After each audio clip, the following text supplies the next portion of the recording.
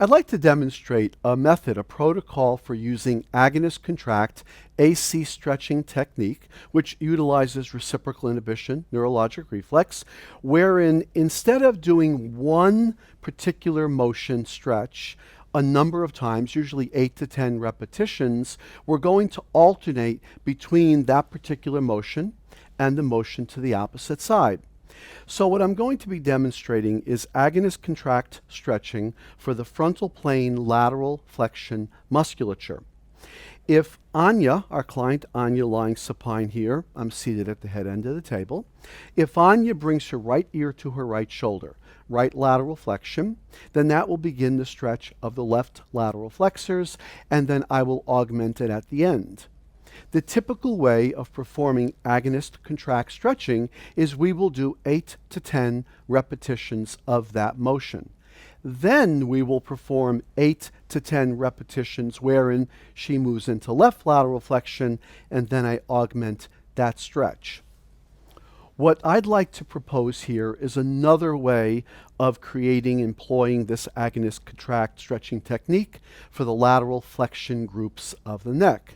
And that is, instead of doing all into right lateral flexion to stretch the left lateral flexors, and then all into left lateral flexion to stretch the right lateral flexors, we will instead alternate one repetition into right lateral flexion, then a repetition into left lateral flexion, then back into right lateral flexion, then back to left lateral flexion, etc. And we can do the total of 8 to 10 reps each side, but again, alternating. So Anya, we're going to begin. Just kind of follow my lead here. So I'm going to ask you to take a breath in, and now breathe out. And as you breathe out, bring your right ear towards your right shoulder. Go, go, go. At the end, relax. Finish breathing out. I'll stretch you a little more. Now breathe in this position, and now breathe out, going into left lateral flexion. Go, go, go, go, go. At the end, relax. Finish breathing out. I'll stretch you a bit more. Now take a breath in here, and now breathe out and bring your right ear to your right shoulder again. At the end, relax. Finish breathing out. I'll stretch you even more.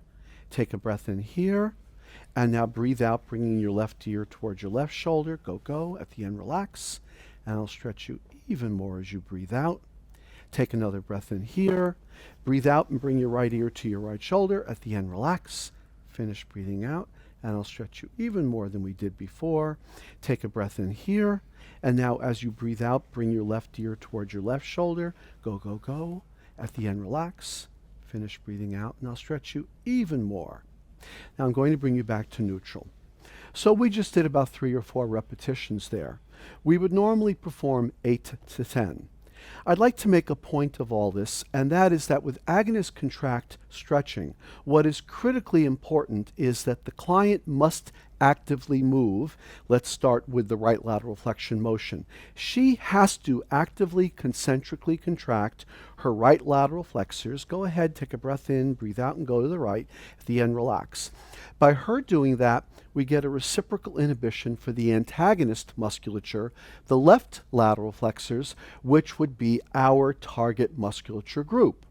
Then she finishes breathing out as she's relaxed, and I stretch her more, taking advantage of that reciprocal inhibition to the left lateral flexors. Now here, I ask her to take the breath in here, breathe in, and breathe out, going to the left. And she must actively do that to kick in the reciprocal inhibition here. And then I would ask her to finish breathing out as I stretch her more. There we go, right there.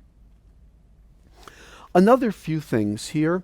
If we're truly trying to make this a protocol for the frontal plane lateral flexor muscles, we need to make sure that the client's motion is purely in the frontal plane.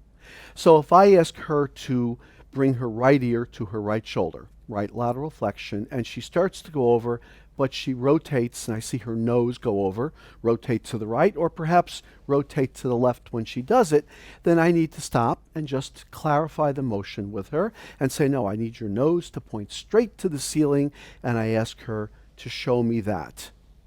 And at the end, relax, and then I would stretch her more, and that's perfect. So we need to make sure they're creating the motion that we want, that we need.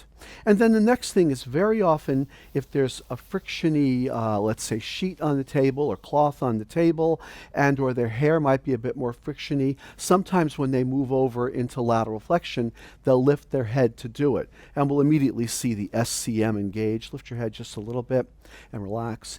And I don't want them to strain the front of their neck in time. So we have to also have them simply slide on the table. Now, she has to actively move herself, but what I will usually do is place my hand a bit under her head here so that I can guide her as she goes over. She's still actively contracting, but I'm guiding her a bit so she doesn't feel the need to lift up. So that's another kind of trick we can do with agonist contract stretching. So we're just going to show for another couple of reps one more time now that we have the idea. So Anya, go ahead and take, I'm just going to get in position here, a breath in. And now breathe out and bring your right ear to your right shoulder. At the end, relax. Finish breathing out. I'll stretch you more. Take a breath in here. And now breathe out and bring your left ear to your left shoulder. At the end, relax. Finish breathing out. I'll stretch you more. Take a breath in there. And as you breathe out, bring your right ear to your right shoulder.